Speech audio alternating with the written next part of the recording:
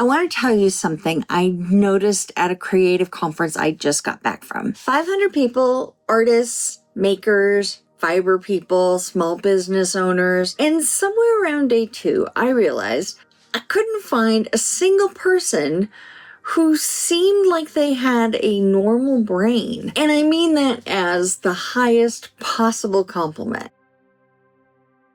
Here's the thing I keep noticing, and I don't think I'm the only one who's noticed it. Creative spaces, craft conferences, fiber arts communities, maker groups, art classes, they seem to attract a disproportionate number of people whose brains work a little differently than average. ADHD, autism, anxiety, depression, trauma, the full neurospicy spectrum, and everything in between. Now, I want to be clear, I'm not a researcher. I don't have a study to cite. What I have is years of facilitating NAMI peer support groups and a lifetime's worth of watching people and observing behavior.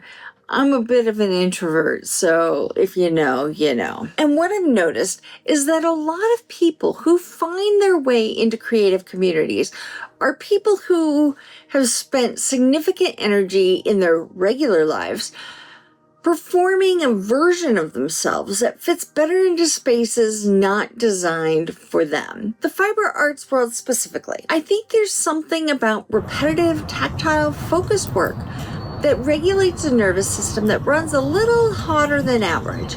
Your hands are busy, your brain gets quiet, or quieter anyway. So you end up with a self-selected group of people who found something that helps them and they built a community around it. And then you put 500 of them in a hotel in Ventura, California. I heard some version of the same thing from multiple people over the course of the conference. Outside, I have to work so hard to fit in.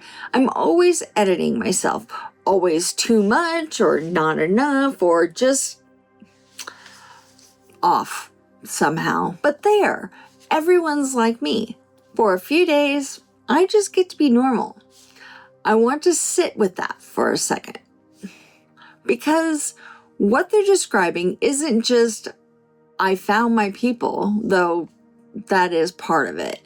What they're describing is a genuine cognitive rest. The energy they normally spend on social calibration, on masking, on making themselves more palatable to spaces that weren't built for their brain, that energy gets to go somewhere else for a few days. I watched people walk into the Wanderings room, a space I was hosting, guarded, braced, doing the thing they do in new spaces where we're waiting to find out if we're welcome. Doing the thing we do in new spaces where we're waiting to find out if we're welcome. And I watched them soften.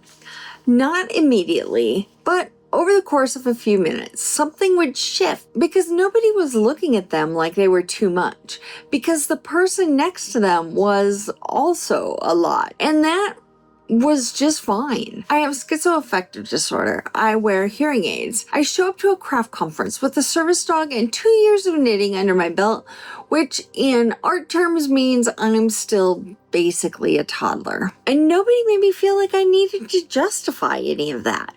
That is not a small thing. For a few of us, that is genuinely rare. So, why creative spaces specifically? Why not, I don't know, a running club or a book club? I have a theory. Again, not a study. Just a theory informed by a lot of time in group rooms. I think creative work has a lower tolerance for pretense. When you're making something, a sweater, a painting, a piece of music, you're in direct contact with your own limitations and your own instincts in a way that's hard to fake. You can't perform competence at knitting. The yarn either works or it doesn't. The gauge is either right or it isn't. So the people who say creative communities tend to be people who are okay with being seen in process, unfinished, figuring it out, that's actually the whole point. And people who are okay with being seen in process tend to be people who have done some work on themselves, on their relationship with failure, on their capacity to tolerate being a beginner at something, which incidentally is what a lot of mental health work looks like. So maybe it's not that creative spaces attract neurodivergent people specifically.